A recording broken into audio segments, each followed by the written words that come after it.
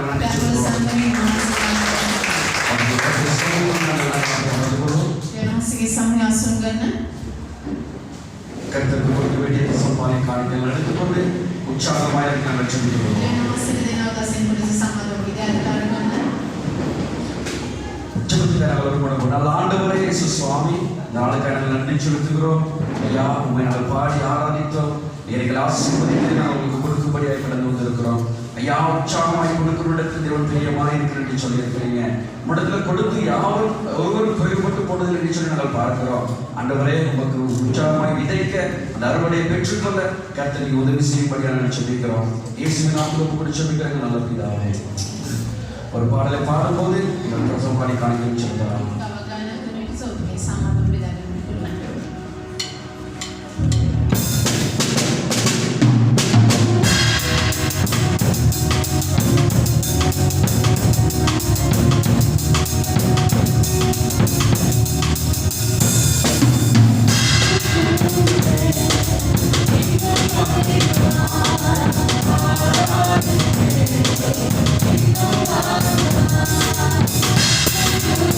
Thank you.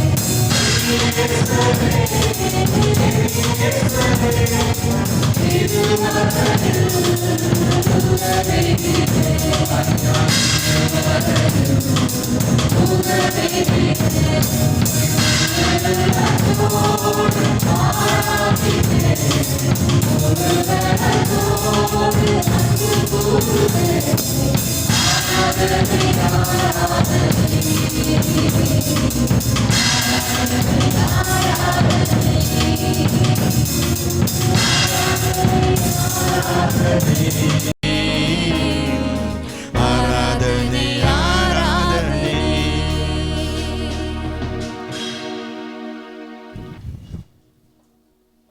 Hallelujah ගොඩක් සන්තෝෂයි මේ උදෑසන නැවතත් ඔබව මුහුණ දැකීම ගොඩක්ම සන්තෝෂයි ස්වාමින් වහන්සේ තුල ඔබට පසුගිය කාලේ එන්න බැරි වෙන්නේ නැති නමුත් ස්වාමීන් වහන්සේ ඔබ සමග සිටමින් උන්වහන්සේ ඔබව ආරක්ෂා කිරීම ගැන අපි ගොඩාක් ස්වාමීන් වහන්සේ ස්තුතිවන්ත වෙනවා. நாங்கள் மறுபடியும் கர்த்தருடைய நாமத்தை மகிமைப்படுத்தி உங்களுக்கு நாங்கள் நன்றிகளை செலுத்துகிறோம். தேவனுடைய சமூகத்திலே அனைவரையும் சந்திப்பதில்லை.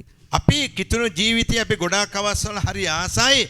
අපි ජොලිතව හරි சந்தோஷம் අපි සිටින හරි ආසයි. அதாவது கிறிஸ்துவ வாழ்க்கையிலே கிறிஸ்தவர்கள் உற்சாகமாய் இருப்பதை நாம் ඔබ விரும்புகிறோம். හරි ආසයි වෙනසක් දකින්න. நீங்கள் விரும்புகிறீர்கள் ஒரு மாற்றத்தை காண்பதற்கு. නේද රට වුණත් එක එක තීමාවන් තබනවා මොනවාද වෙනසක් ඕන කියලා. அதாவது தேசத்திலே நாங்கள் பார்ப்போமானால் அவர்கள் ஒரு தலைப்பை வைப்பார்கள், எங்களுக்கு ஒரு மாற்றம் வேண்டும் என்று. ඉතින් අපි 1948 ඉඳලා වෙනසක් වෙලා නැහැ තාමත් එක තැන ඉන්නේ. 1948 ஆண்டிலிருந்து இன்னும் ஒரே நிலைமையில் இருக்கிறோம், எந்த ஒரு மாற்றமும் நமக்கு கிடையாது. එදා සුද්දට බාර දීපු වෙලාවේ සුද්දම රට පාලනය කරන්න අපි අද හොඳ තැනක ඉන්නවා. அதாவது அங்கே ஆங்கிலேயர் ஆட்சி செய்திருப்பார்கள், ஆனால் இன்று நன்றாக இருந்திருக்கும். සටන් කළ මිනිස්සුන්ගෙන් බාරගත්ත නමුත් අද ගොඩාම ප්‍රපාතයට වැටිලා තිබෙනවා ඔබ අපේ රට. அங்கே நாங்கள் போராடி தேசத்தை கைப்பற்றி கொண்டாலும் நிலைமை அப்படியாகவே இருக்கிறது. ඔබ බලන්න වතුවල පාරවල් බන බලන්න. සමහර පයින්වත් යන්න බැරුව තමයි පාරවල්. தோட்டங்களிலே நாங்கள் பார்ப்போமானால் அதாவது அங்கே பாதைகள் கூட அங்கே சரியாக இல்லை. ඉතින් ඔබ මතක තියාගන්න. நீங்கள் ஞாபகம் வைத்துக் ගොඩාක් கொள்ளுங்கள். අවසර මේ කිතුණුවෙක් වුණාමත් ඔබ බලනවා මොන හරි වෙනසක් වෙන්න ඕන. අපේ ගෙදර වෙනසක් වෙන්න ඕන. මගේ රස්සා තුල වෙනසක් වෙන්න ඕන. මගේ පෞල් ජීවිතේ වෙනසක් වෙන්න ඕන කියලා ඔබ එක පැතුම් පතා සිටිනවා. அதாவது கிறிஸ்துவ வாழ்க்கையிலே பார்க்கும் பொழுதும் அப்படி ஒரு மாற்றம் ஏற்பட வேண்டும் என்று சொல்லி சில நேரம் விரும்புகிறோம். எப்படி குடும்பத்திலே தேசத்திலே அப்படியாய் நாங்கள் எதிர்பார்க்கிறோம். කවදාවත් වෙනසක් වෙන්න යන්නේ නැහැ ඔබ වෙනස් උනේ නැත්නම්. ஒருபோதும் மாற்றம் வரப்பட மாட்டாது, ஏனென்றால் நீங்கள் மாறும் வரைக்கும். මේ රට වෙනස් වෙන්න නම් රටේ ඉන්න මිනිස්සු වෙනස් වෙන්න ඕන. அங்கே தேசம் மாற்றப்பட வேண்டுமானால் தேசத்தில் உள்ளவர்கள் மாற்றப்பட එහෙනම් ඔබ வேண்டும். යේසුස් වහන්සේ තුල ගමන් කරන විට நீங்கள் கிறிஸ்துவுக்குள்ளே பயணம் செய்யும் ඔබ போது වෙනසක් බලාපොරොත්තු වෙන්න ඕන නම් நீங்கள் ஒரு மாற்றத்தை எதிர்பார்க்க ඒ வேண்டுமானால் වෙනස ඔබගේ අභ්‍යන්තරයේ ඉඳලා එළියට එන වෙනසක් තමයි වෙන්න ඕන. அங்கே உள்ளத்திலிருந்து வெளியிலே வருகிற ஒரு மாற்றம். ඔබගේ ආකල්පවල වෙනසක් ඔබ ඇති කර ගන්න ඕන. உங்களுடைய எண்ணங்களிலே ஒரு மாற்றம். ඔබ බලන්න මාත්‍රික හරව ගන්න නික්මියාම පොත බයිබලේ පරණ කිවිසුමේ නික්මියාම පොත அங்கே யாவரும் திருப்பிக் கொள்ளுங்கள். அங்கே யாத்ராகமம். සාමාන්‍යයෙන් ඔබ අලුත් අය නික්මියාම පොත මේ දන්නේ කමන්න ඔබ බය වෙන්න එපා. ඔබට ලිහිල් වෙන විදියට මම කතා කරන්න. புதியவர்களுக்கு தெரியாத யாத்ராகமம் என்றால் அதை நான் இலகுவான முறையிலே உங்களுக்கு நாங்கள் கற்றுக் අපි கொடுக்கிறோம். දකින බයිබලයේ කියනවා මේ මෝසස් කියන්නේ දෙවියන් වහන්සේ ඊටා බලගතු ආකාරයටම දේව අභිමුඛය අත්දැක්කව කෙනෙක් තමයි මේ මෝසස් කියන්නේ. மோசே என்பவர் அங்கே தேவனுடைய சமூகத்தை நன்கு அறிந்து உணர்ந்தவர். ඔහු තමයි ඊස සෙනග මිසරේ වහල්භාවේ ඉන්න විට ඒ සෙනගව පොරොන්දු දේශයට නැත්නම් මිසරෙන් ඒ කානාන් දේශයට ගෙනෙන්න ස්වාමීන් වහන්සේ පාවිච්චි කරා. எகிப்து தேசத்திலிருந்து மக்களை விடுவித்து அங்கே வாக்குத்தத்தம் பண்ணப்பட்ட தேசத்துக்கு கொண்டு வந்த மனிதன். දෙවියන් වහන්සේගේ සැලැස්මට වඩා යක්ෂය තුළ සැලැස්මක් තිබුණා. அங்கே தேவனுடைய மனிதனுடைய திட்டத்தை பார்க்கிலும் මොකද්ද යක්ෂය தேவனுக்கு ஒரு திட்டம் இருந்தது. යක්ෂය තුළ තිබෙන සැලැස්ම பிசாசுக்கு இருந்த திட்டம் ඒ මෝසස් ඉපදුනාම මෝසස්ව මරන්න තමයි ඌ ලෑස්ති කරේ. மோசே மரித்ததின் பின்பு அவரை கொலை செய்வதற்காய் திட்டம் தீட்டினார்கள். අද ඔබ බලන්න இன்று நீங்கள் අද யோசிங்க, කොච්චර ළමුන්ම මරණයට පත් වෙනවද? இன்று எத்தனை பிள்ளைகள் மரணத்துக்குட்பட்டிருக்கிறார்கள் என்று கவனியுங்கள். කොච්චර ළමුන්ව ගර්භාෂයේදීම මැරෙනවාද? எத்தனை குழந்தைகளை கற்பத்தில் உருவாகுவதற்கு முன்பதாகவே அழித்து කොච්චර விடுகின்றார்கள். ළමුන්ව ඉපදෙන්න ප්‍රථම වෛද්‍යවරුන් මරා දානවද? அங்கே குழந்தைகள் பிறப்பதற்கு முன்பதாக வைத்தியர்கள் எத்தனை பேர் கொலை செய்து එක விடுகிறார்கள். මවක් ගියා තමාගේ බඩ ඇතුලේ ඉන්න දරුවාව නැති කරන්න. ஒரு தாய் தன் வயிற்றில் இருக்கிற குழந்தையை அழிப்பதற்காக அவள் புறப்பட்டு போனாள். ඇයි නැති කරන්න තීරණය ගත්තේ ඇයි? அவள் அழிப்பதற்கு தீர்மானித்ததன் காரணம் என்ன? ඇයි ස්වාමි පුරුෂයාගේ හරිම කරදරේ. ஏனென்றால் கணவனினாலே மிகவும் தொந்தரவு දැන් அதிகமாயிருந்தது. ඇගේ කුසේ දරුවෙක් ඉන්නවා. அங்கே வயிற்றிலே குழந்தை இருக்கிறது. නමුත් ආර්ථික අපහසුකම් තිබුණා. அங்கே பொருளாதார பிரச்சனைகள் මේ இருந்தன. දරුවා මරන්න දැන් මේ වෛද්‍යවරයෙක් ළඟට ගිහිල්ලා ඇය අපොයින්ට්මන්ට් එකක් දාගත්තා. வைத்தியர்களிடத்திலே சென்று அதை களைப்பதற்காக ஒரு நாளை நியமித்துக் கொண்டார். දැන් ඇය ඒ ක්ලිනික් එකේ නැත්තම් වෛද්‍යවරයා හමු වීමට දැන් පේලියෙන් වාඩි වෙලා සිටිනවා. அங்கே வைத்தியரை சந்திப்பதற்காக வரிசையிலே அமர்ந்து கொண்டிருக்கிறாள். දැන් ඇයට ඉදිරියේ පුටු පේලි වල ගොඩක් අය වාඩි වෙලා ඉන්නවා. அந்த அங்கே கதிரைகளிலே அவள் போவதற்கு முன்பதாக அநேகர் ඉතින් அமர்ந்திருந்தார்கள். එක එකනා ෆෝන් පාවිච්චි කරන ෆෝන් එකෙන් කතා කරනවා. දැන් යන්නේ කොහකට මේ ඇතුළට යනවා තමගේ බඩේ ඉන දරුව නැති කරන්න. அப்படியாய் ஒவ்வொருவரும் ஒவ்வொரு தொலைபேசியிலே பேசிக் கொள்கிறார்கள். ஒவ்வொருத்தரும் ஒவ்வொருடைய கிரிகள் வித்தியாசமாயிருக்கிறது. ஆனாலும் இவள் வருகிற சந்தர்ப்பம். නමුත් මේ සහෝදරි වාඩි වෙලා ඉන්න විට அவள் இப்படியாய் அமர்ந்திருக்கும் போது ඇයට කුස ඇතුලෙන් හඬක් ඇහෙනවා. அங்கே கற்பத்திலிருந்து ஒரு சத்தம் வருகிறது. මමී අම්මා මව නැති කරන්න එපා. මං හොඳ ළමෙක් වෙනවා. මව නැති කරන්න එපා. මව හොඳ ළමෙක් වෙනවා. தாயே தாயே நீர் என்னை கொலை செய்யாதே, நான் ஒரு நல்ல பிள்ளையாயிருப்பேன் என்று. ඇයි මොකද කියන ගත්තේ? அவள் என்ன கூறினாள்? ඔයාව ඉපදුනාට පස්සේ මට ජීවත් කරන්න විදියක් නැහැ. ඔයාගේ තාත්තා මට උදව් කරන්නේ නැහැ. ඒ නිසා තමයි මම නැති කරන්නේ. මට කරන්න දෙයක් නැහැ. ஆகவே நீ பிறந்தால் உன்னை பார்த்துக் கொள்வதற்கு என்னால் முடியாது. உன்னுடைய தகப்பன் ஒன்றும் உதவாதவன். ஆகவே இதை நான் செய்ய දැන් මේ விரும்புகிறேன் ළමයි என்று. කියනවා අම්මා මව නැති කරන්න එපා. මම ඉපදුනාම මං අම්මට කීකර වෙලා මං හොඳ ළමෙක් වෙනවා. අනේ අම්මා මව නැති කරන්න එපා කියලා ඇයට මේ හඬක් එනවා. ஆகவே அப்படியாய் கூறும் பொழுது கற்பத்திலிருந்து ஒரு சத்தம் வருகிறது. அம்மா என்னை நீ கொலை செய்யாதே, நான் பிறந்து வளர்ந்து நான் உனக்கு கீழ்ப்படிந்த ஒரு நல்ல பிள்ளையாயிருப்பேன். ඇයට ඉස්සර ළමුන් දෙන්න කාන්තාවන් දෙන්නෙක් ගියා. ඔවුන් මොකද කරේ? ඒ ඇතුළේ ඉන්න ළමයි නැති කරගෙන එළියට ආවා. அப்படியாய் அவர்கள் வரிசையாய் போகும் பொழுது அவளுக்கு முன்பாக இருந்த தாய்மார்கள் போய் தன் கற்பத்தை களைத்துக் கொண்டார்கள். එකපාරට දැන් මේගේ අවස්ථාව පැමිණුණා. ஒரே நேரத்தில் இவளுடைய சந்தர்ப்பம் ඇගේ வரும். අවස්ථාව පැමිණෙනාම அது சந்தர்ப்பம் வரும்போது ඇයට කෝල් එකක් ආවා. தொலை தொடர்பு வந்தது. ඇය කෝල් එක ආම ඇය එක්ක කතා කර කර හිටියම அப்படியாய் பேசிக் கொண்டிருக்கும் ඇයට போது පෙරටුව ඉස්සෙල්ලට කෙනා පස්සේ හිටපු කෙනා ඇයව පසු කරගෙන ගියා ඇගේ අවස්ථාවේදී. அவள் போக வேண்டிய நேரத்திலே அவளுக்கு பின்னாடி இருந்தவர் போய்விட்டார். නමුත් දැන් මෑගේ අවස්ථාව ඇති වුණා. மறுபடியும் இவளுக்கு ஒரு ඇය சந்தர்ப்பம். නැගිට්ටා. அவள் எழும்பினாள். ඇය නැගිටිනකොටගේ කකුල එකපාරට පණ නැති වුණා. அங்கே கால்களை எடுத்து வைக்கும் பொழுது அந்த கால்களிலே பெலன் இல்லாமல் போய்விட்டது. ඇය අංශභාග වගේ සිදු වුණා. அவளுக்கு அங்கே அங்கே அதாவது நடக்க முடியாத නමුත් சூழ்நிலை. රිසෙප්ෂන්ට කිව්ව නැත්නම් ඇව ඇතුළට දාන කෙනාට කිව්වා அங்கே பதிவாளர் அதாவது உள்ளே அழைக்கிறவரிடத்தில் கூறினார், මම තව පැය භාගකින් එන්නම් நான் කියලා. இன்னும் ஒரு அரை மணித்தியாலத்துக்குள் வருகிறேன். නමුත් ඇය කිව්ව නෑ දැන් වගේ කාලේ ඉවරයි. ඔයාව ගන්න බෑ ඇතුළට. இப்பொழுது நேரம் முடிந்து விட்டது, உன்னை அங்கே எடுக்க முடியாது என்று. ඇය ගෙදර ගියා. அவள் வீட்டுக்கு போனாள்.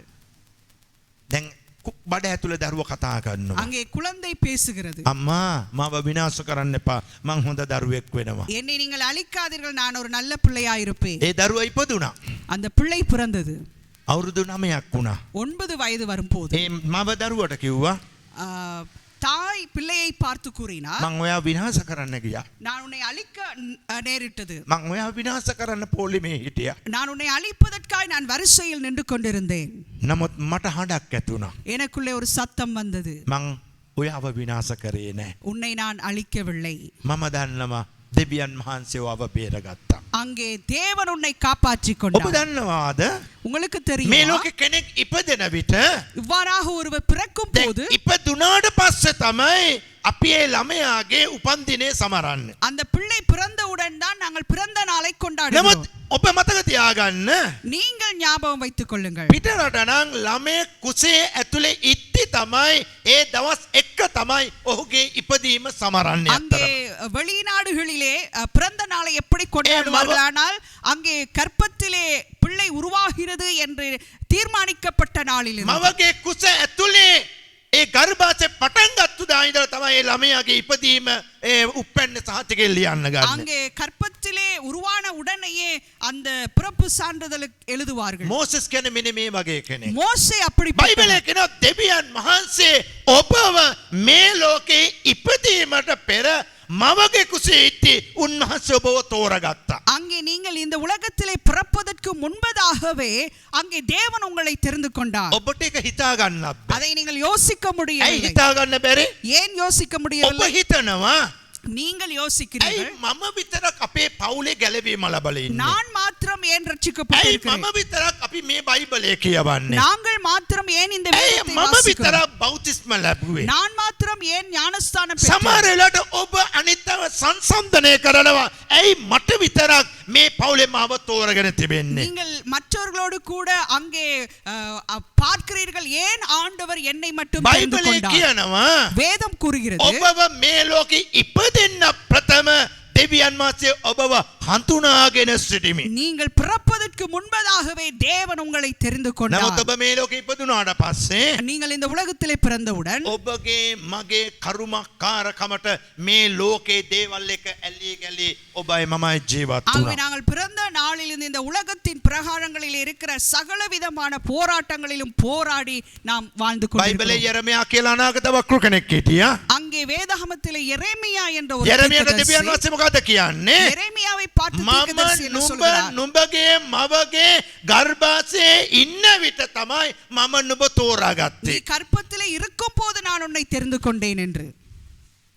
ඒක අවුරුදු ගානකට පෙර. அது அநேக வருடங்களுக்கு முன்பதாக නමුත් අද දෙවියන් වහන්සේ ඔබට කියනවා தேவன் இன்று உங்களுக்கு ඔබ கூறுகிறார், මේ ලෝකෙ ඉපදීමට පෙර දෙවියන් වහන්සේ ඔබව තෝරාගෙන තියෙනවා. நீங்கள் இந்த உலகத்திலே பிறப்பதற்கு முன்பதாக தேவன் உங்களை தெரிந்து අද கொண்டார். ඒක ප්‍රතිඵලයක් හැටියට තමයි ඔබ මෙතන සිටින්නේ. அதன் பிரதிக்கிரியாக நீங்கள் இங்கே அமர்ந்திருக்கிறீர்கள். මේ වචනේ කිව්වා வேதம் ඒ கூறுகிறது මෝසෙස්ව දෙවියන් වහන්සේ තෝරාගත්තේ ඇයි?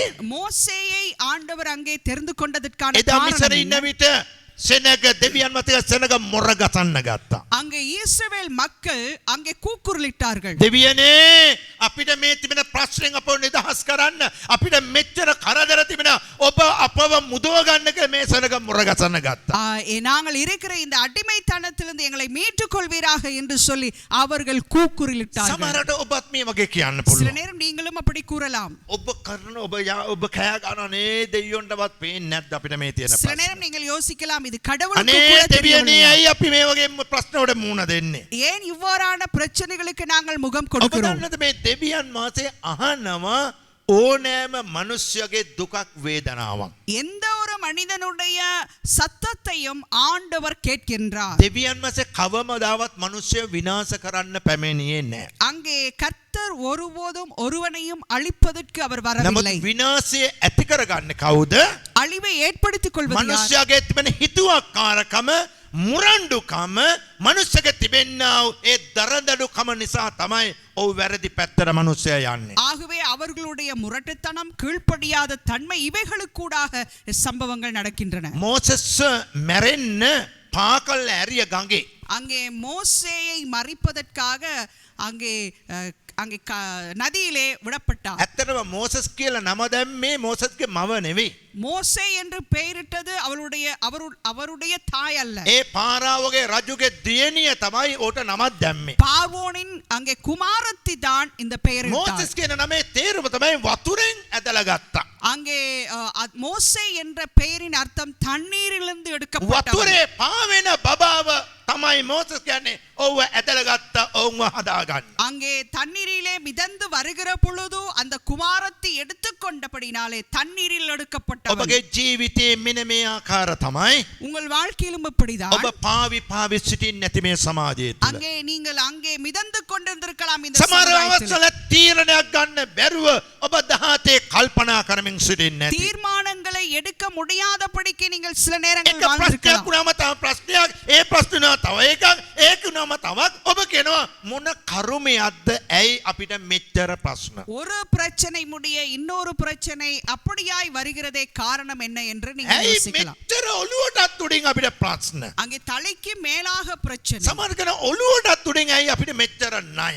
ஏன் தலைக்கு மேலாக கடன் என்று ඒ யோசிப்பார்கள். ණය පියවන්න තවත් ණය ගන්නවා. ஒரு கடனை அடைப்பதற்கு இன்னொரு கடனை ඒ ණය எடுப்பார்கள். වහන්න තවත් ණය ගන්නවා. அதை அடைப்பதற்கு இன்னொரு கடன் வாங்குவார்கள். මැරෙනකම්ම මොකද වෙන්නේ? මිනිස්සෙකුට ණයකාරයෙක් වෙනවා. அங்கே மறிக்கும் வரைக்கும் ஒரு மனிதனுக்கு கடனாளியாய் නමුත් ඔබ இருப்பது. මතක තියාගන්න. நீங்கள் ஞாபகம் வைத்துக் கொள்ளுங்கள்.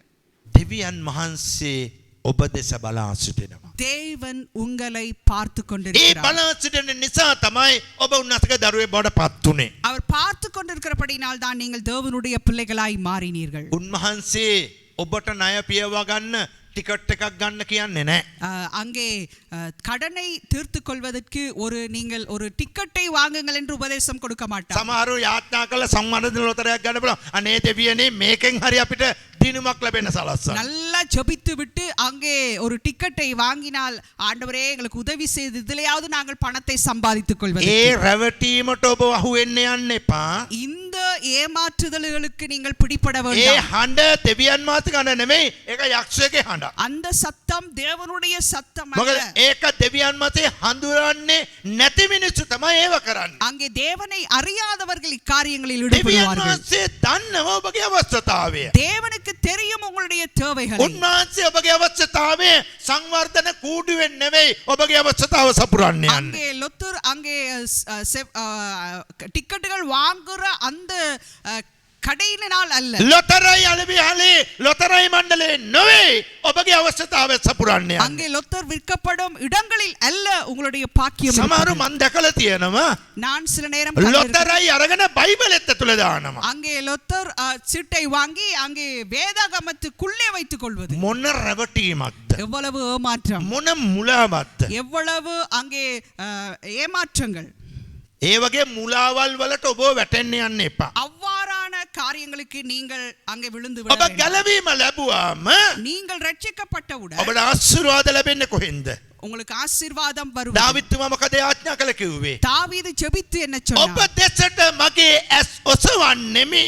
මට උපකාර පැමිණෙන්නේ අහස පොළව මැව්වා දෙවියන් වහන්සේගෙන්. ஆண்டவரே எனக்கு உதவி வருவது, அதாவது ஒத்தாசை வருவது அங்கே உம்முடைய பர்வதங்களுக்கு மேலா என்று ஹalleluya. ஹalleluya. අහස පොළව මැවපු දෙවියන් වහන්සේ ඔබගේ කවුද?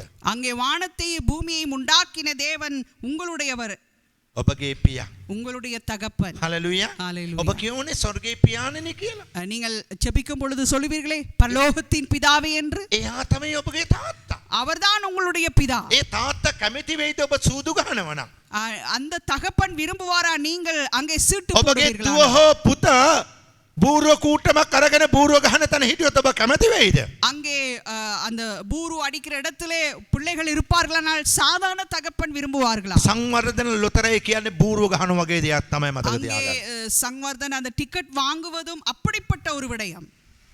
ඔබට අහු වෙන්න යන්න එපා. ඔබ நீங்கள் அதற்கு பிடிபட வேண்டாம். ඔබගේ දෑත් පිරිසිදු වෙන්න අවශ්‍යයි. உங்களுடைய கரங்கள் பரிசுத்தமாக இருக்க வேண்டும். තමයි ඔබ දෙවියන් වහන්සේට දිගු කරන්නේ. இந்த கரங்களை தான் நீங்கள் தேவனுக்கு முன்பதாய் බයිබලයේ කියන உயர்த்துகிறீர்கள். නුඹලාගේ අත් පිරිසිදු කරගනින්න. வேதம் சொல்கிறது உங்களுடைய கரங்கள் එවිට பரிசுத்தமாக இருக்க வேண்டும். දෙවියන් වහන්සේ නුඹලාට ලං වනසේක. அப்பொழுது தேவன் உங்களிடத்தில் கிட்டி යක්ෂයට சேருவார். විරුද්ධව සිටපල්ලා. பிசாசுக்கு எதிர்த்து நில்லுங்கள். එවිට ඔහු පලා යනවා. அப்பொழுது அவன் உங்களை விட்டு ஓடி போவான். දෙවියන් මාතර ලං වෙයල්ලා. தேவனிடத்தில் கிட்டி එවිට சேருங்கள். උන්වහන්සේ නුඹලාට ලං වනසේක. அப்பொழுது தேவன் உங்களிடத்தில் கிட்டி ඔබ சேருவார். හැම කෙනෙක් මාස මොකද්ද? நீங்கள் அனைவரும் விருப்பம் எதற்கு? අනේ දෙවියනේ ඔබ වහන්සේ මට කතා කරන්න. ஆண்டவரே நீர் என்னோடு கூட பேசுவீராக. අද දෙවියන් වහන්සේ කතා කරන විවිධ ආකාරයෙන් කතා කරනවා. இங்கே ஆண்டவர் பலவிதமான காரியங்களில் பேசுவார்கள். මම පොඩි අවස්ථාවක් දෙන අපේ බද සදානට සාක්ෂියක් දෙන්න. இந்த நேரத்திலே நாங்கள் ஒரு சாட்சியை கூறும்படியாய் சகோதரன் சதாசிவம் அவர்களை அழைக்கிறோம். මොහු ගිය සතියට දවසේ විශාල අනතුරකින් දෙවියන්සේ මොහු බේරගත්තා. அதாவது ஆபத்திலிருந்து தேவன் உங்களை காப்பாற்றி இருக்கிறார். විනාඩි 5ක් මන් දෙන්න. 5 நிமிடம் பிரதர் இந்த இடத்துக்கு வாங்க. அப்பதான் அந்த විනාඩි 5ක් මන් දෙන්න. මේකට කියන්නේ මේක. එන්න බද.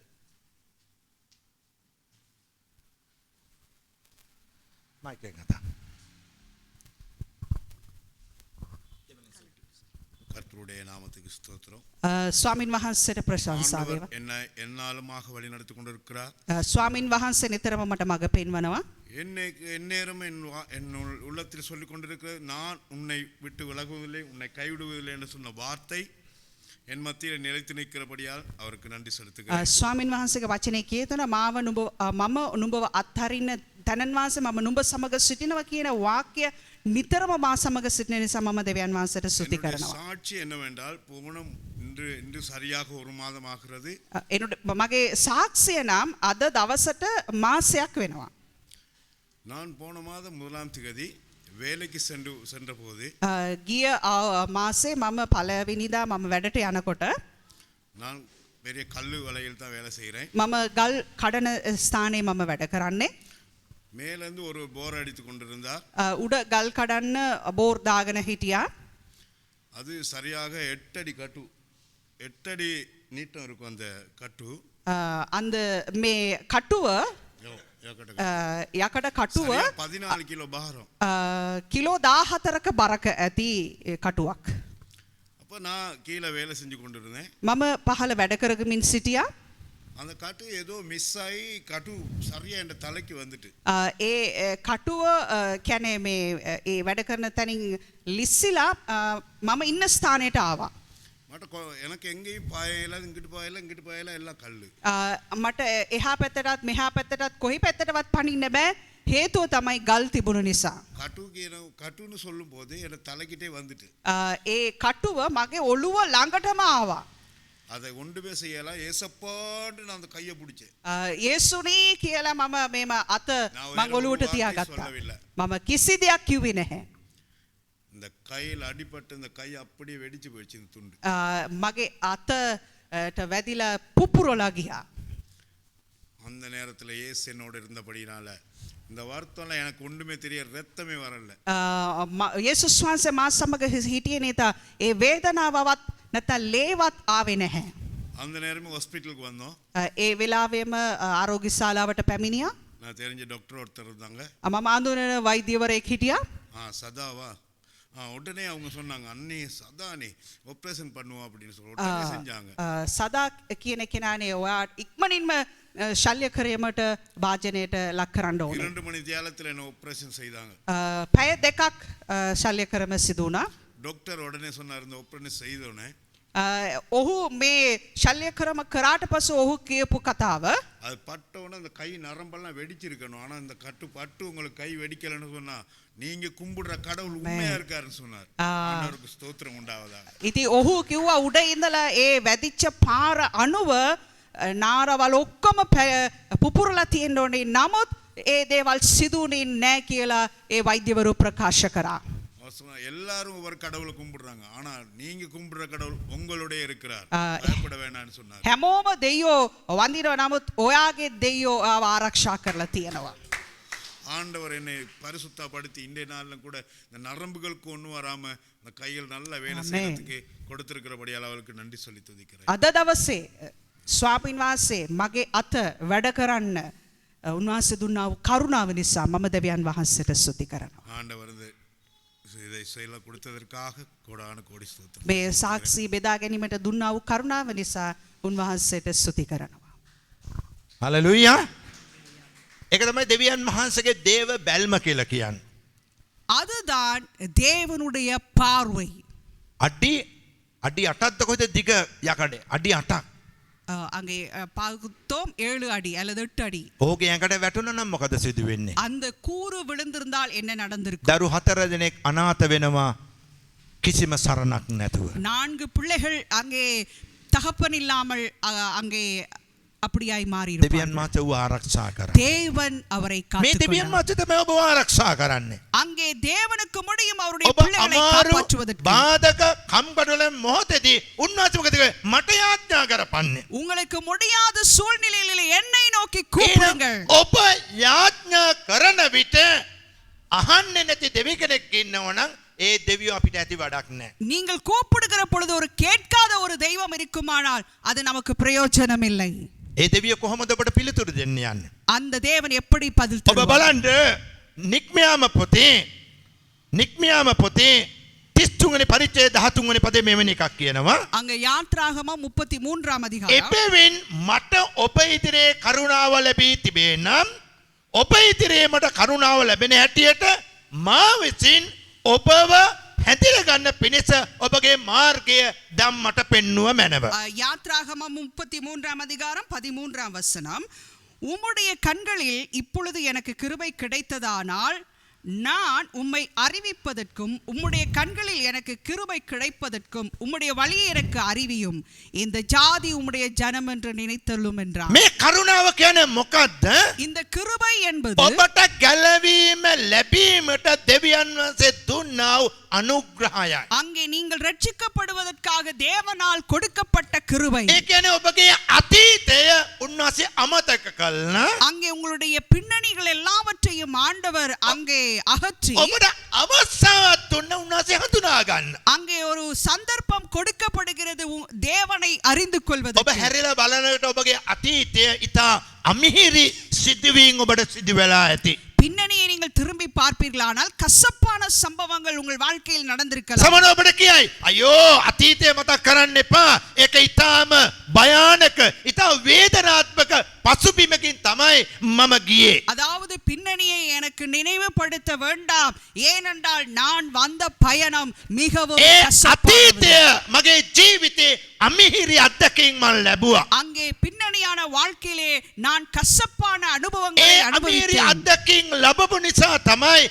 ඔබට දෙවියන් වහන්සේගේ අනුග්‍රහය ලැබෙන්න සැලසුවේ. அவ்வாறான கசப்பான அனுபவங்களை நீங்கள் அனுபவித்தபடினாலே தான் தேவனுடைய கிருபையை கர்த்தர் உங்களுக்கு ඒ கொடுத்து නිසා வைத்திருக்கிறார். මෝසස් කියනවා ஆய மோசே ඔබ கூறுகிறார், ඉදිරියේ මට කරුණා ලැබෙනට මා විසින් ඔබව හැඳින ගන්නා පිණිස ඔබගේ මාර්ගය මට දැක්වුව මැනව. நான் உம்மை அறிவதற்கும் உம்முடைய கண்களில் எனக்கு கிருபை கிடைப்பதற்கும் உம்முடைய வழியை எனக்கு அறிவி. මේ කරුණාව තුළ ඔබ ගමන් කරන්න නම් இந்த வழியிலே நீங்கள் போக வேண்டுமானால் උන්නතගේ මාර්ගය ඔබ හඳුනා ගන්න ඕන. அவருடைய வழியை நீங்கள் அறிந்து கொள்ள வேண்டும். බයිබලයේ තමයි උන්නතගේ මාර්ගය තිබෙන්නේ. வேதம் உங்களுக்கு வழியை දේව காண்பிக்கும். වචනය පැත්තකට දමලා ඔබට බෑ ඔබට ඕන විදියට කිතුණු ජීවිතේ ගමන් කරන්න. இந்த வேத வசனத்தை ஒரு பக்கம் வைத்துவிட்டு உங்களுடைய கிறிஸ்தவ வாழ்க்கையை வேறு விதமாய் எடுத்து செல்ல முடியாது. දේව වචනේ එකක් කියනවා ඔබ තව එකක් කරනවා. வேதம் ஒன்று சொல்லுகிறது, நீங்கள் ஒன்றை செய்கிறீர்கள். එහෙනම් ඔබගේ ජීවිතේ පරස්පර විරෝධී කම ගොඩ නැගෙනවා. ஒன்றுக்கு ஒன்று விரோதமாய் செயல்படும். ඔබගේ ජීවිතේ සත්‍ය වචනේ ක්‍රියා කරන්න නම් මේ වචනයට පාලනය වෙන ඔබ ඉඩ දෙන්න ඕන. உங்களுடைய வாழ்க்கையிலே இந்த சத்திய வசனம் கிரியை செய்ய வேண்டுமானால் அவைகள் ஆளுமை செய்வதற்கு நீங்கள் இடம் கொடுக்க මම ඔබ வேண்டும். දේශනාවේ පටන් ගම්මේදී මොකද කිව්වේ?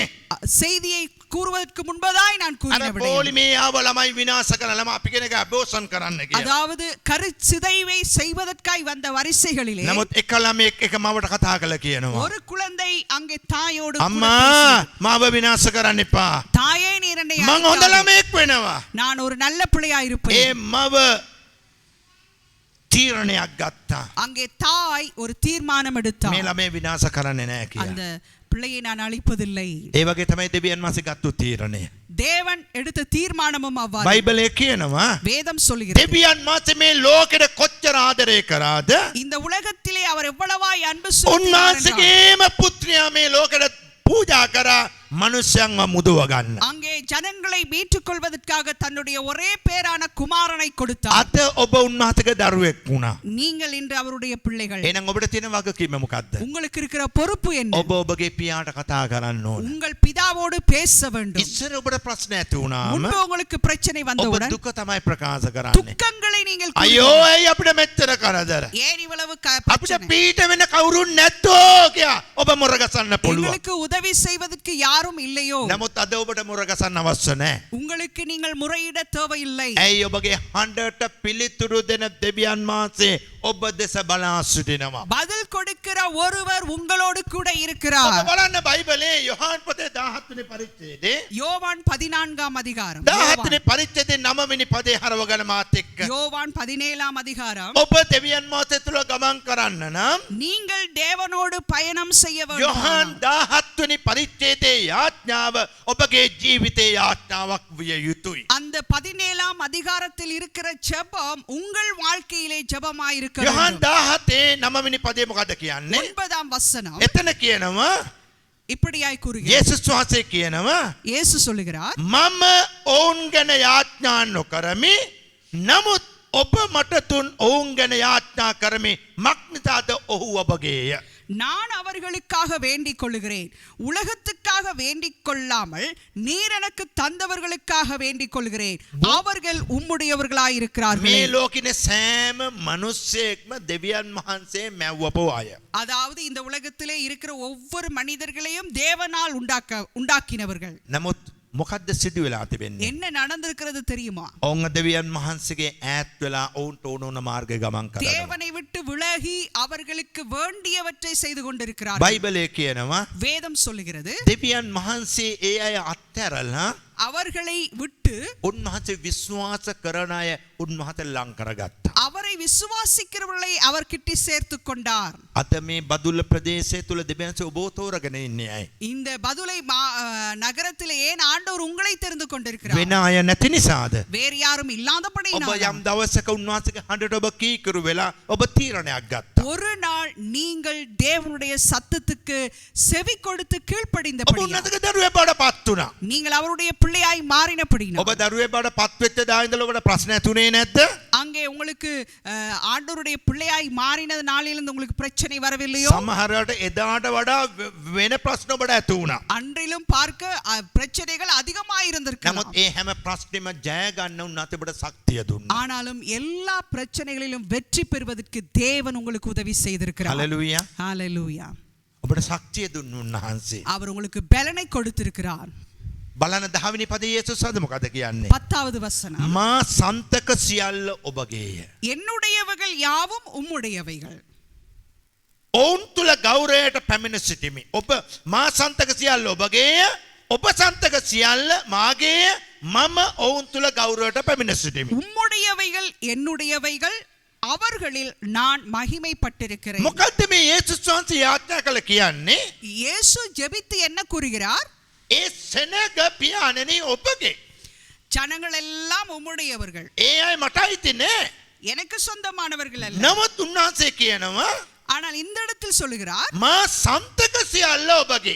என்னுடையவைகள் யாவும் ඔබ உம்முடையவைகள். ගැලවීම ලැබුවාම நீங்கள் ரட்சிக்கப்பட்டவுடன் ඔබ ඔබට අයිති නෑ. உங்களுக்கு சொந்தமானவர்கள் அல்ல. ඔබ ඒක පිළිගන්නවද? அதை நீங்கள் ஏற்றுக்கொள்கிறீர்களா? ඔබ ඔබට අයිති නෑ. நீங்கள் உங்களை சொந்தம் கொண்டாட ඇයි முடியாது. ඔබට අයිති නැත්තේ? ஏன் உங்களுக்கு சொந்தம் இல்லை? ඔබ විනාශ වෙන ගියපු මොහොතේදී උන්වහන්සේ මිලියන් දීලා ඔබ අරගත්තා. அழிவுக்கு போகும் போது தேவன் உங்களை மீட்டுக் கொண்டார். දැන් මිලියන් දීලා ගත්තාට පස්සේ அங்கே விலைக்கிரயம் கொடுத்து வாங்கின ඒ பின்பு මිලියන් වැය කරපු කෙනාගේ අනුශාසනාවලට ඔබ කීකරු වෙන්න ඕන. அங்கே விலைக்கிரயம் கொடுத்தவருடைய ஆலோசனைக்கு நீங்கள் கீழ்ப்படிய வேண்டும். දැන් ඔබ දන්නවා සාමාන්‍යයෙන් ගෙවල් ඉඩම් ගන්න යනකොට මේ බ්‍රෝකර්ලා කියලා ඉන්නවා. அதாவது வீடுகள் அல்லது நிலங்கள் வாங்குவோமானால் புரோக்கர் ஒருத்தர் මේ இருப்பார். බ්‍රෝකර්ගේ ක්‍රමය මොකද්ද? இந்த புரோக்கருடைய முறை என்ன? දැන් මම බ්‍රෝකර්, මෙයා තමයි ඉඩමක් ගන්න යන කෙනා. நான் இடம் வாங்குகிறவர், ஒரு புரோக்கர். මම කියනවා මම බ්‍රෝකර් දැන්. போதகர் அங்கே මේ புரோக்கர் ඉඩම් ගන්න කෙනාට මම කියනවා இடம் வாங்குகிற எனக்கு මේ கூறுவார், නෝනා මේ ඉඩම ඔයාට අපි අරන් දෙන්නම්. හැබැයි මට ලක්ෂ 5ක් ඕන. நான் இந்த இடத்தை வாங்கி தருகிறேன், எனக்கு 5 லட்சம் ரூபாய் எனக்கு தர வேண்டும். දැන් ඉඩමේ අනික් කෙනාටත් කියනවා அங்கே இடத்தை விற்கிறவருக்கு මම මේ சொல்வார், ඉඩම විකුණලා දෙන්නම් මට මෙච්චර මුදලක් ඕන. நான் இந்த இடத்தை விற்று தருகிறேன், எனக்கு இவ்வளவு பணம் வேண்டும். දැන් මේක තමයි බ්‍රෝකර්ගේ වගකීම. இந்த புரோக்கருடைய ஒரு முறை இதுதான். දෙපැත්තෙන්ම ඔහු ගන්නවා. 2 பேருக்கும் இடையிலேயே பணத்தை வாங்குவார். දැන් කවුද ඔබගේ බ්‍රෝකර්? யார் உங்களுடைய புரோக்கர்? ඔබගේ බ්‍රෝකර් තමයි යක්ෂයා. பிசாசானவன். ඌ මොකද කරන්නේ? அவன் என்ன சொல்லுவான்? දෙපැත්තම අල්ලගෙන ඉන්නවා. ரெண்டு பக்கமும் பிடித்துக் கொண்டிருப்பான். දෙවියන් වහන්සේගේ පැත්තත් අල්ලගෙන ඉන්නවා. தேவனுடைய பக்கத்தையும் பிடித்துக் கொண்டு නපුරාගේ පැත්තත් අල්ලගෙන ඉන්නවා. அவனுடைய பக்கத்தையும் பிடித்துக் මේ கொண்டிருப்பான். නපුරා හොඳට දන්නවා දෙවියන් වහන්සේ වෙතට එන ආකාරය. அங்கே தீமையானவனுக்கு தெரியும் தேவனிடத்தில் வருவது எப்படி என்று. එක දවසක් යේසුස් වාසික ගම්මානයක් මැද යන විට இயேசு கிறிஸ்து ஒரு கிராமத்திலே එක போகும்போது මිනිස්සෙක් බෝතල් කටු වලින් නැත්නම් සෝනේ ඉඳගෙන බෝතල් කටු වලින් කපාගෙන කෑ ගහන්න ගත්තා. அங்கே இயேசு கிராமத்துக்கு போகும் வழியிலே ஒரு கல்லறையில் இருக்கிற கல்லறை நிறைந்த இடத்திலே ஒரு மனிதன் கேகால நின்று முகத்தை கொண்டு கிவ்வே. அவன் சிறி அங்கே உடம்பெல்லாம் காயப்படுத்திக் கொண்டு அவன் கூறினது ලේ බේරෙනවා. அவன் உடம்பில் எல்லாம் ரத்தம் வழிகிறது, ගල් වලින් කපා ගන්නවා. கற்களினாலே வெட்டி கொள்கிறான். නෑදෑයෝ කම්පූර්ණම ගෙදරින් අයින් කළා තියෙන්නේ. குடும்பத்தில் அவனை ஒதுக்கி விட்டார்கள். නමුත් යේසුස් වහන්සේ යන විට මොකද්ද ඔහු කියන්න ගත්තේ? இயேசு கிறிஸ்து அந்த இடத்திலே போகும் பொழுது அந்த மனிதன் අපි என்ன சொன்னான்? දන්නව ඔබ කවුද? எனக்கு தெரியும் நீர் யார் என்று. ඔබ මහෝත්තම දෙවියන් වහන්සේගේ පුත්‍රෝ යේසුස් වහන්සේ. உன்னதமான தேவனுடைய குமாரன். ඇයි අපව විනාශ කරන්න ඔබ ආවේ? எங்களை அழிக்கவா வந்தீர்? යේසුස් වහන්සේ මොකද කිව්වේ? இயேசு என்ன சொன்னார்? කට වහගෙන මොහුගෙන් පිට වේ. உன் வாயை மூடிக்கொண்டு இவனை விட்டு வெளியே போ. කට වහගෙන මොහුගෙන් පිට වේ. வாயை மூடிக்கொண்டு இவனை விட்டு வெளியே போ. නපුරා මොකද්ද මනුස්සගේ ජීවිතේ කරන්නේ? மனிதனுடைய வாழ்க்கையிலே தீமையானவன் என்ன செய்வான்? ඔබ දැකලා ඇති සමහර ඔබගේ ගෙවල් ගානේ ඔය යක්ෂාත්මය වැහුනම ඔවුන් මොනවද කරන්නේ? பிசாசு பிடித்தவர்கள் என்ன செய்வார்கள் என்று தெரியும். ඔවුන් ඇඳුම් ගලවල දුවනවා. உடை இல்லாமல் ஓடுவார்கள். සමහරවට මොන හරි ඉල්ලනවා. ஏதோ ஒன்றை கேட்பார்கள். මම මැරෙන්න ඕන, මට මේව ඕන, මේ වගේ එක එක දේවල් ඔහු කියනවා. நான் சாக வேண்டும் அப்படியே ஒவ்வொரு காரியங்களை දැන් கேட்பார்கள். මේ ආත්මෙ වැහුනාම ඒ ආත්මෙ බලන්නේ මොකද? මේ ශරීරය විනාශ කළා දාන්න. அந்த ஆவி உள்ளே புகுந்தவுடன் இந்த சரீரத்தை அழிக்க முயற்சி නම செய்வார். යේසුස් වහන්සේ මොනවටද ආවේ? இயேசு கிறிஸ்து எதற்காய் வந்தார்? මිනිස්සු විනාශ කරන්න නෙවෙයි. மனிதனை ඒ அழிப்பதற்காக அல்ல. විනාශයට පත්වෙච්ච මිනිස්යාව විනාශෙන් ගොඩ ගන්න. அங்கே அழிவுக்குட்பட்ட இந்த மனிதர்களை தேவனிடத்தில் கொண்டு வரும்படியாக. දැන් අර යක්ෂාත්මෙ වැහිච්ච මිනිස්සු මොකද කියන්නේ? இந்த பிசாசு பிடித்த மனிதன் අපි என்ன சொல்றான்? දන්නව ඔබ කවුද කියලා. எங்களுக்கு தெரியும் நீர் யார் என்று. මම ඒකයි කිව්වේ அதான் நான் கூறினேன். ඔබ ගැල දෙවියන් මේ පල්ලියට ඇවිල්ලා යේසුස් වහන්සේ පිළිගත්තට පස්සේ ඔබට පරණ විදියට ඔබට ජීවත් වෙන්න බෑ. நீங்கள் ஆண்டவராகி இயேசுவை ஏற்றுக்கொண்டு இந்த ஆலயத்துக்கு வந்த பிறகு நீங்கள் பழைய வாழ்வின் முடி பரியந்தம் வாழ ඒ முடியாது. කාලේ නම් ඕන තරම් පව් කළා වැරදි කළා භාර්යාවට හොරෙන් ස්වාමියා වැඩ වැරදි කරනවා, ස්වාමියාට හොරෙන් භාර්යාව වැඩ කරනවා, දෙමව්පියාට හොරෙන් දරුවා වැඩ කරනවා. ඕන් නිකන් මොකුත් නැහැ වගේ ගෙදර ඉන්න පුළුවන් හොඳ අවංක වගේ. அதாவது ஆண்டவரை ஏற்றுக்கொள்ளாததுக்கு முன்பது கணவன் மனைவிக்கு தெரியாமலும் மனைவி கணவனுக்கு தெரியாமலும் அங்கே பிள்ளைகள் பெற்றோருக்கு தெரியாமலும் தவறுகள் செய்து நல்ல பிள்ளைகளை නමුත් போல் ඔබ இருக்கலாம். ගැලවීම ලැබුව කෙනෙක් මොකද්ද? ஆனால் ஆண்டவராகி இயேசுவை ඔබ ஏற்றுக்கொண்டதன் பிறகு කාටවත් බොරු කන්න විදියට ජීවත් වෙන්න බෑ. யாருக்கும் பொய்யை போல நடித்து வாழ ඇයි முடியாது. හේතුව? காரணம் என்ன? බයිබලයේ කියනවා வேதம் சொல்லுகிறது බොරුවේ පියා යක්ෂයා. அங்கே பொய்யின் பிதா பிசாசானவன் என்று. බොරුවක් කියන කල ඔබ යක්ෂයාව තමයි සන්තෝෂයට පත් කරන්නේ. ஒரு பொய்யை நீங்கள் சொல்வீர்களானால் பிசாசை நீங்கள் ඔබ දෙවියන් சந்தோஷப்படுத்துகிறீர்கள். මතේ දරුවෙක් වුණාට පස්සේ நீங்கள் தேவனுடைய பிள்ளைகளாய் மாறின ඔබ பின்பு බොරු කීමට ඔබ තිත තියන්න ඕන. அங்கே பொய் பேசுவதற்கு முற்றுப்புள்ளி வைக்க ඒ வேண்டும். වැරදි කරන දේට ඔබ තිත තියන තවත් මම ඒ වැරදි මම කරන්නේ නැහැ. அங்கே தவறு செய்கிற இடத்திலே ஒரு முற்றுப்புள்ளி வைக்க வேண்டும். இனிமேலும் நான் தவறு செய்வதில்லை. අද ආණ්ඩුව බලන්න මොකද කරන්නේ? அரசாங்கம் என்ன செய்கிறது? මතට තිත කියලා යෝජනාවක් ගේනවා. அதாவது முற்றுப்புள்ளி வைப்போம் என்ற ஒரு திட்டத்துக்குள் வருகிறார்கள். තවත් අරක්කු තැබෑරුම් 5කට පර්මිට් එක දෙනවා. அங்கே 5 மது கடைகளுக்கு அனுமதி கொடுப்பார்கள். මොකද ඒකෙන් තමයි ආණ්ඩුවට ලාභ තියෙන්නේ. அதிலே அவர்களுக்கு நல்ல அங்கே பணம் கிடைக்கின்றபடினாலே ටොබැකෝ නැත්නම් දුම් සිගරට් වලින් තමයි ආණ්ඩුවට ආදායමක් එන්නේ. அங்கே புகைப்பிடித்தல் கூடாகத்தான் அதை விற்பனை செய்வதல் கூடாகத்தான் அவர்களுக்கு ஆதாயம் ඉතින් கிடைக்கின்றது. ආණ්ඩුව උත්සාහ කරන්නේ කොහෙන් හරි මිනි මරලා හරි කමන අපිට සල්ලි තිබුණත් ඇති. கொலை செய்தாவது பணம் வேண்டும் என்ற ஒரு எண்ணத்துக்குள் வருவார்கள். නමුත් ඔබ දෙවියන් මාතක දරුවෙක්. நீங்கள் தேவனுடைய பிள்ளைகள். ඔබ තේරුම් කරගන්න. நீங்கள் அங்கே தெரிந்து கொள்ள வேண்டும். ඔබගේ ජීවිතය තුළ යේසුස් වහන්සේ ක්‍රියා කරන්න නම් இயேசு கிறிஸ்து உங்கள் வாழ்வில் வாழ்வில் கிரியை செய்ய ඔබ வேண்டுமானால் උන්වහන්සේට කීකරු වෙන්න අවශ්‍යයි. நீங்கள் அவருக்கு கீழ்ப்படிய வேண்டும். එදා ඔබ කීකරු මුරණ්ඩුව හිතුවක්කාර ඔබ වැඩ කරා. நீங்கள் ஆண்டவரை ஏற்றுக்கொள்வதற்கு முன்பதாய் கீழ்ப்படியாமல் முரட்டுத்தனமாய் නමුත් இருந்தீர்கள். දැන් ඔබට හිතුවක්කාර වැඩ කරන්න බෑ. இப்போது நீங்கள் அப்படியாக செய்ய முடியாது. ඇයි බැරි? ஏன் முடியாது? සුදාත්මයන් වහන්සේ ඔබත් එක්ක ඉන්නවා. பரிசுத்த ஆவியானவர் உங்களோடு கூட இருக்கிறார். බයිබලයේ කියනවා வேதம் சொல்லுகிறது උන්වහන්සේ ඔබව අත්හරින්නේ නැහැ. அவர் உங்களை கைவிடுவதில்லை. බලන්න දෙවෙනි කොරින්ති 3 වෙනි පරිච්ඡේදය හරව ගන්න. அங்கே 2 கொரிந்தியர் දෙවෙනි කොරින්ති 3 වෙනි පරිච්ඡේදයේ 2 கொரிந்தியர் 3ஆம் அதிகாரம் 3:16-17යි. 2 கொரிந்தியர் 3ஆம் அதிகாரம் 16-17 வசனங்களை வாசிப்போம். එසේ වී නමුත් ස්වාමින් වහන්සේ වෙතට හැරෙන කල ඒ වැස්ම අහක් කරනු ලැබේ. அவர்கள் கர்த்தரிடத்தில் மனம் திரும்பும் போது அந்த முக்காடு எடுபட்டு போம். මුක්කාඩි කියන්නේ ඔබගේ මේ මාසක නෙවෙයි. முக்காடு என்பது நாம் போட்டுக் கொண்டிருக்கிற மாஸ் அல்ல. යක්ෂය මනුෂ්‍යන්ගේ මේ ඇස් ආත්මිකව අන්ධ කරනව දෙවියන් වහන්සේගේ දේවල් නොදකින පිණිස. தேவனுடைய காரியங்களை அறிந்து கொள்ளாதபடிக்கு பிசாசானவனாலே போடப்படுகிற ஒரு දෙවියන් முகமூடி. වහන්සේ හඳුනා නොගත් හැම කෙනෙක් මතම මෙන්න මේ වගේ අන්ධකාර නැත්නම් දැලක් දාලා තිබෙනවා දෙවියන් වහන්සේගේ බලයෙන් නොදකින පිණිස. அங்கே தேவனுடைய பிள்ளைகளாகாத ஒவ்வொருவருக்கும் தேவனுடைய காரியங்களை அறியாதபடிக்கு ஒரு முக்காடு போடப்பட்டிருக்கிறது. හරියට ඔබගේ ගෙදරට ඔබගේ තාත්තා හොඳ ලස්සන මාළුවෙක් ගේනවා.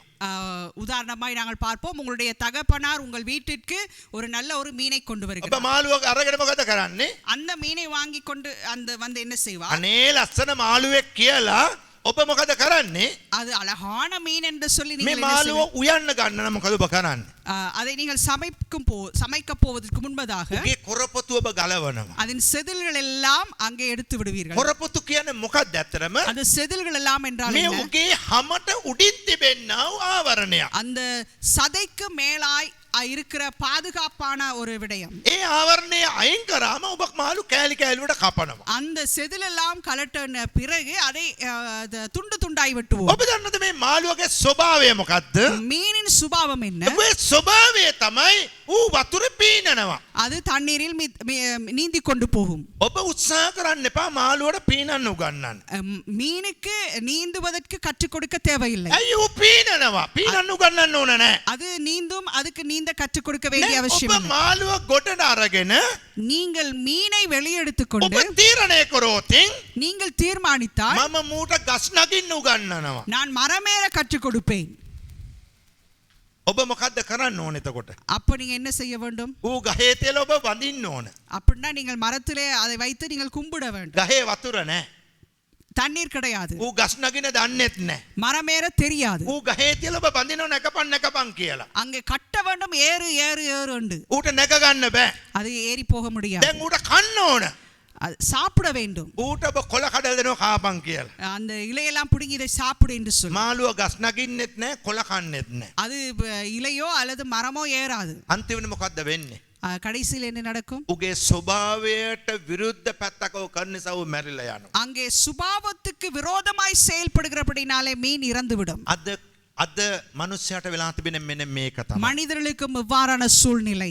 මනුස්සයාගේ ස්වභාවය අයින් කළා ඔව් වෙනත් දෙයක් ඕක කරන්න සූදානම් වෙලා තිබෙනවා. மனிதருடைய சுபாவத்தை விட்டுவிட்டு அவர்கள் வேறு விடயங்களை செய்வது. ඒ කියන්නේ දෙවියන් වහන්සේව අත්තරලා උත්සාහ කරනවා වෙනත් දේවල් තමුන් කළා බලන්න. தேவனுடைய காரியங்களை விட்டுவிட்டு வேறு விஷயங்களை செய்து ඔබ பார்ப்பது. හරව ගන්න ගීතාවලිය පොතට. சங்கீதம் ගීතාවලිය 82 82 ගීතාවලිය 82 82 හරව ගන්න හැමෝම எல்லாரும் திருப்பிக் கொள்ளுங்கள். 82 6යි 7යි බලන්න මොකද කියන්නේ? 7-8 வசனங்களை வாசிப்போம். මොනවද කියන්නේ? என்ன கூறுகிறது என்று சங்கீதம் 82 6-7 வசனங்கள். நீங்கள் தேவர்கள் என்றும் நீங்கள் தேவனின்னுடைய தொப்பு දෙවිවරුය. நீங்கள் எல்லாரும் உன்னதமானவரின் மக்கள் என்றும் ඔබ සියල්ලෝම මහෝත්තම දෙවියන් වහන්සේගේ පුත්‍රයෝය. நான் சொல்லியிருந்தேன். ஆனாலும் நீங்கள் மனுஷரைப் போல செத்து லோக பிரபுகளில் ஒருவனைப் போல விழுந்து போவீர்கள். හත්වෙනි පදේ. හත්වෙනි පදේ මොකද්ද කියන්නේ? එහෙත් හැමෝම කියන්නේ එහෙත් ஆனாலும் ආනාලුම් එහෙත් ஆனாலும் තොපි මිනිස්යන් මෙන් මැරෙන්නෝය. நீங்கள் மனுஷரைப் போல செத்து අද මිනිස් කී දෙනෙක් මැරෙනවද කොරෝනාවල?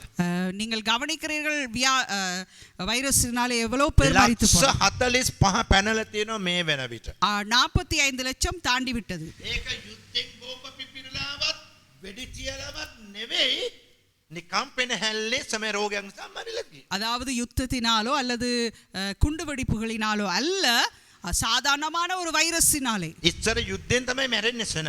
யுத்தத்தினால் மரித்து போவார்கள். මිසයිල ප්‍රහාර නැත්නම් රසායනික අවි මේ වගේ වලින් ගම්මාන පිටින් මැරෙනවා. அங்கே ஏவுகணைகள், ரசாயன ஏவுகணைகள் இவைகளை கொண்டு மக்களை அழித்தார். නමුත් ඔබ අද හැරිලා බලන්න. இன்று திரும்பி பாருங்கள். මේ දෙවියන් වහන්සේ මෙච්චර හොඳට අලංකාරා මාපු මිනිස්සයා අද තිරසනෙක් වගේ මරණයටපත් වෙනවා. அழகாக படைத்த இந்த மனிதன் ஒரு நாயைப் போல, ஒரு மிருகத்தைப் போல மரித்து போகிறார்கள்.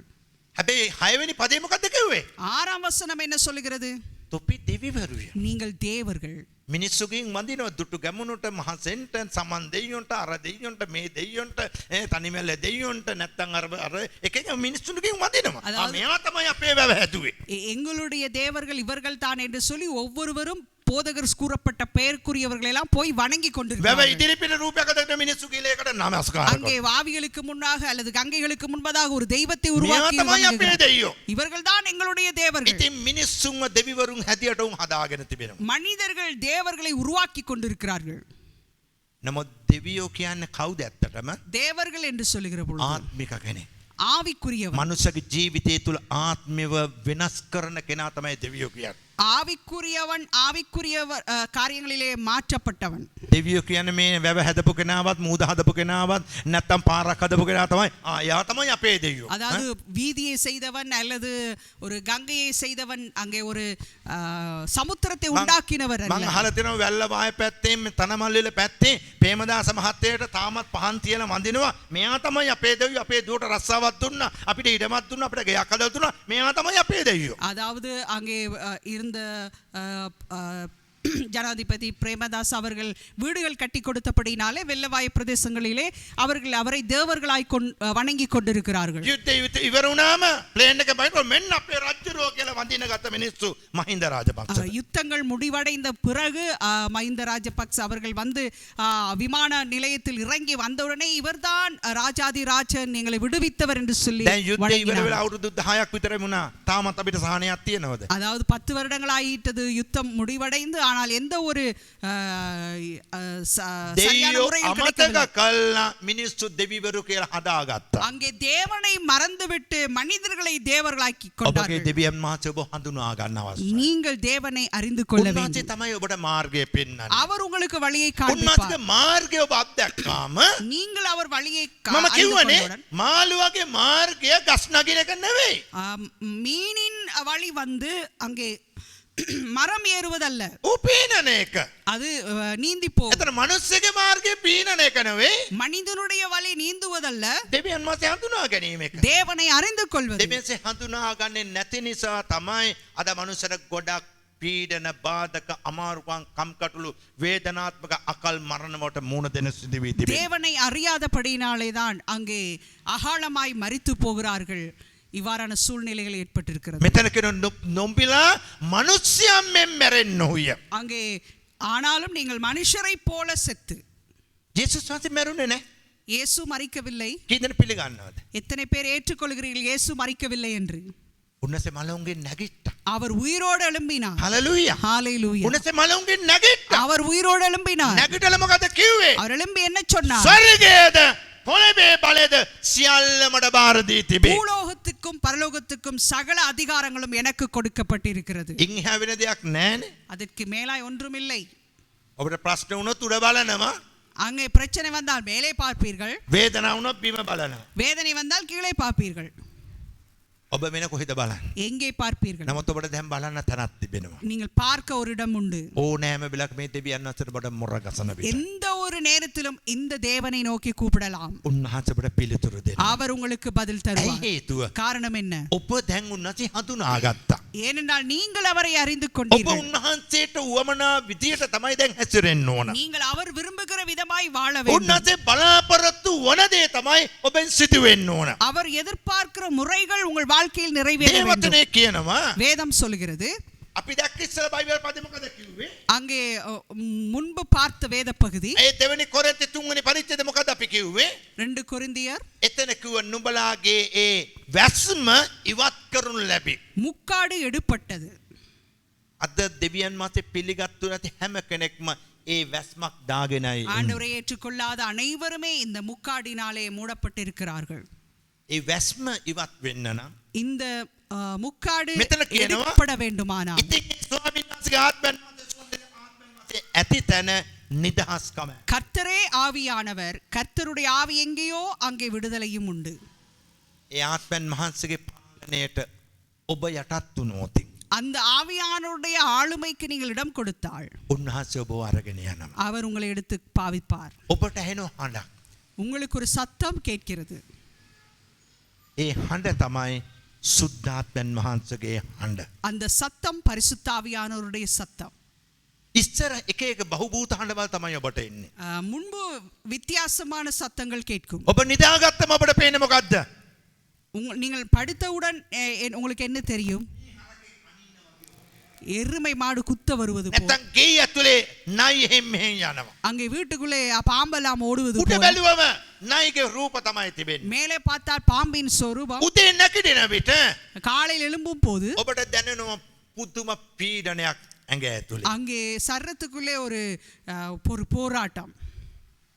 මොකද්ද මෙතෙන් පේන්නේ ඔබට? இதிலே காண்பிக்கப்படுகிற விடயம் என்ன? ඔබගේ නිවස යක්ෂයාව රාජධානි කරගෙන அங்கே තිබෙනවා. பிசாசின் ராஜ்யமாய் மாற்றிக் கொண்டிருக்கிறான். යක්ෂයව අත්පත් කරගෙන තිබෙනවා. பிசாசு பிடித்துக் கொண்டிருக்கிறான். නමුත් ඔබ ගැලවීම ලැබුවට පස්සේ நீங்கள் ரட்சிக்கப்பட்டவுடன் ඔබ මොකද කියන්න ඕන? நீங்கள் என்ன கூற வேண்டும்? යේසුස් වහන්සේගේ නාමෙන් இயேசுவின் நாமத்தினாலே සර්පය சர்ப்பமே නුඹට අයිතියක් නෑ මේ නිවස. உனக்கு சொந்தமில்லை இந்த வீடு. මම දෙවියන් වහන්සේගේ දරුවෙක්. நான் தேவனுடைய பிள்ளை. මම යේසුස් වහන්සේගේ ලේ වලින් මිලදී ගත්තු කෙනෙක්. நான் இயேசு கிறிஸ்துவின் இரத்தத்தினால் නුඹට விலைக்கு கொடுத்த අපමණ வாங்கியிருக்கிறேன். රේණුවකවත් අයිතියක් නෑ මගේ නිවස. உனக்கு கொஞ்சம் கூட என்னுடைய வீடு சொந்தமல்ல. මගේ නිවස පවිත්‍ර වෙන්න ඕන. என்னுடைய வீடு பரிசுத்தமாக வேண்டும். හලෙලූයා. ஹalleluya. ඔබ දන්නේම නැතුව නිවස ඇතුලේ සමාදානයක් ඇති වෙනවා. உங்களுக்கு தெரியாமலே வீட்டுக்குள்ளே சமாதானம் என்ற ஒரு விடயம் ඇයි கடந்து ඔබ வரும். ජීවමාන දෙයක් ඔබ ප්‍රකාශ කරනවා. ஜீவனுள்ள வார்த்தைகளை நீங்கள் பிரகடனப்படுத்துகின்றபடியினாலே යක්ෂය දන්නවා මේ මනුස්සයත් එක්ක දැම්මට වැඩ කරන්න බෑ.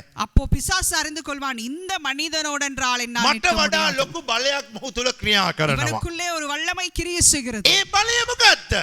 அந்த வல்லமை என்ன? ඒ බලය තමයි ඔබට යේසුස් වහන්සේ දීපු බලය. அதுதான் இயேசு கிறிஸ்துவினாலே உங்களுக்கு උන්වහන්සේගේ கொடுக்கப்பட்ட වචනේ வல்லமை. මොකද කිව්වේ? தேவனுடைய வார்த்தைகளை சொல்லுங்கள். අදහන්නාට ඇත්තා වූ බලය නම් ඔවුන් සතුරාගේ බලය මැඩපවත්වන්නේ සර්පයන් අල්ලන්න ඕය, ගෝණසම් පාගන්න ඕය, කිසිම උපද්‍රවකින් ඔවුන්ට පීඩාවක් නොවන්න ඕය. ஆகவே அவரை விசுவாசிக்கிறவர்களுக்கு அங்கே அற்புதமான காரியங்களை செய்ய முடியும். මම මේ කියන කිල්ල නයි පොළොංගු අල්ලන්න කියන නෙවෙයි.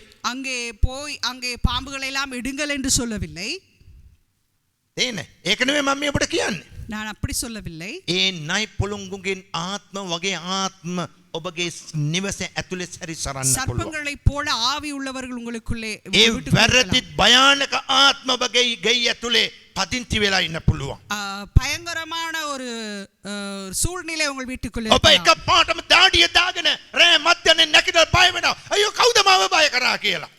அதாவது அதிக வேர்வை கொண்டு யாரோ என்னை பயமுறுத்தினார்கள் என்று நீங்கள் இரவுகளிலே சொல்லலாம். ඔබ අද පටන් ගන්න අලුත් දෙයක්. இன்று நீங்கள் ஆரம்பிங்கள் புதிய விஷயத்தை. ඔබ නැගිටින්න ඉස්සෙල්ලා ඔබගේ කාමර වටා හැමතැනම ගිහලා ගෙයි වටා ගිහලා යාත්‍රා කරන්න බලන්න. நீங்கள் எழும்பி எல்லா வீடுகளில் இருக்கிற எல்லா பகுதிகளுக்காகவும் ஜெபம் பண்ணுங்க. ස්වාමීන් වහන්සේ නිවස නිදහස් කරනවා. வீடுகளிலே விடுதலை கொடுப்பார். ඇයි හේතුව? காரணம் என்ன? යක්ෂය දන්නවා பிசாசுக்கு தெரியும் ඔබත් එක්ක සෙල්ලම් කරන්න බෑ. உங்களோடு விளையாட முடியாது என்று. ඔහු දන්නවා அவனுக்கு தெரியும் විශාල බලයක් ඔබගේ ජීවිතය තුල. உங்களுக்குள்ளே ஒரு பெரிய வல்லமை இருக்கிறது என்பதை. ඒක නිසා දේ වචනේ කියනවා. வேதம் சொல்லுகிறது ඒ ඉදිරි කාර්යයේ බලයෙන් ඔබම නිදහස් වෙන්න ඕන. அந்த எதிராளியிடத்திலிருந்து நீங்கள் வெற்றி பெற வேண்டும். ගොඩක් අය මේ වගේ ප්‍රශ්න ඇතුණා මොකද කරන්නේ? வாராக பிரச்சனை வந்தவுடன் අනේ சொல்லுவார்கள் පාස බලන්නකෝ අපිට යාත්‍රා කරන්න බෑ අපිට හරි කරදරේ අපිට හරි බාධා තිබෙනවා මන් දන්නේ මොනව කර කියලා මට බයිබලයේ කියවන්න බෑ යාත්‍රා කරන් දන ගැසුමා නේ කොහෙද වන්නත නින්දක් එනවා ඇයි දන්නේ අපේ ගෙදර මේ වගේ ප්‍රශ්න ஆகவே என்னால் ஜெபிக்க முடியவில்லை காரணம் எங்கே இருந்தோ ஒரு சோர்வான நிலை வருகிறது என்று ඕනෑම කෙනෙකුට නින්ද යනවා யாருக்கும் நித்திரை வரும் නමුත් යාත්‍රා කරන වෙලාවට ඔබ නින්ද යනවා නම් ஜெபிக்கும் பொழுது உங்களுக்கு நித்திரை வருமானால் එතන ඔබට ලොකු වැරද්දක් වෙනවා. அந்த இடத்துல ஒரு தவறு ஏற்பட்டிருக்கிறது. ඔබගේ යාඥාට දෙවියන්සේ පිළිතුරු දෙන්න ලෑස්ති වෙලා ඉන්නවා. ஆண்டவர் உங்களுடைய விண்ணப்பங்களுக்கு அவர் பதில் கொடுக்க தயாராக இருக்கிறார். නම යක්ෂය උත්සාහ කරනවා. பிசாசு முயற்சிக்கிறான். ඒ පිළිතුරු ඔබට එන එක වළක්වන්න. அந்த பதில் கிடைக்காதபடிக்கு அவன் வேலை செய்து கொண்டிருக்கிறான். අන්න ඒ නිසා තමයි ඔබ ආත්මික අවදි වෙන්න ඕන කියලා කියන්නේ. ஆகவேதான் ஆவியிலே விழித்திருக்க வேண்டும் என்று சொல்லுகிறார். ඔබ ආත්මික අවදි වෙන විට මොකක්ද දන්නද වෙන්නේ? நீங்கள் ஆவியிலே விழித்திருக்கும் பொழுது என்ன நடக்கும்? වැස්ම ඔබගෙන් ඈත් වෙනවා. அந்த முக்காடு அங்கே விட்டுவிடும். බයිබලයේ කියනවා வேதம் சொல்கிறது සුදාතන් මතේ සිටින තැන නිදහසත් සමාදානයක් තිබෙනවා. அவர் இருக்கிற இடத்திலே அங்கே விடுதலை உண்டு. ඒ සමාදානය ඔබ ලැබෙන්න නම් அந்த சமாதானத்தை நீங்கள் பெற்றுக்கொள்ள வேண்டுமானால் ඔබගේ තීරණය තමයි හරි වැදගත්. உங்களுடைய தீர்மானம் மிக முக்கியம்.